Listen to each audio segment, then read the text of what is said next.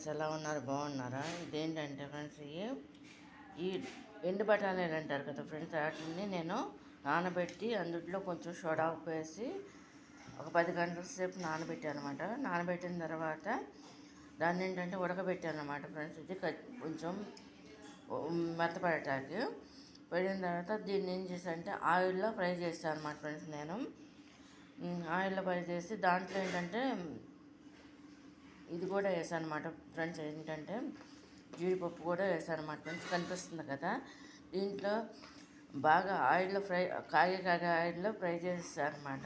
చేసి tissue papers వేసుకుని దీంట్లో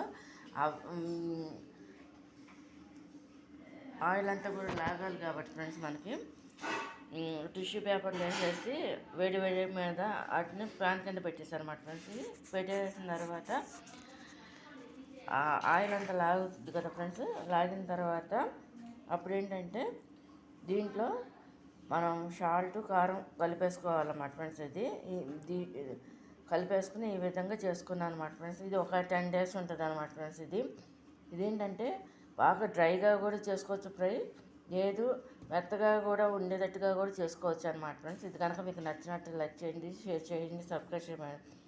ఇదేంటంటే ఫ్రెండ్స్ బఠానీ డ్రై బఠానీ అనమాట, ఫ్రై అనమాట ఫ్రెండ్స్. ఇది కనుక మీకు నచ్చినట్టు లైక్ చేయండి, షేర్ చేయండి, సబ్స్క్రైబ్ చేయండి ఫ్రెండ్స్. ఇది కాకుండా ఫ్రెండ్స్ మీకు ఫుల్ వీడియో కావాలంటే all in one blogs my recipes ఉజ్జి సునీత అనే దాన్ని ఒకసారి విజిట్ చేయండి ఫ్రెండ్స్. ఇది కనుక మీకు నచ్చినట్టయితే లైక్ చేయండి, షేర్ చేయండి. బాయ్.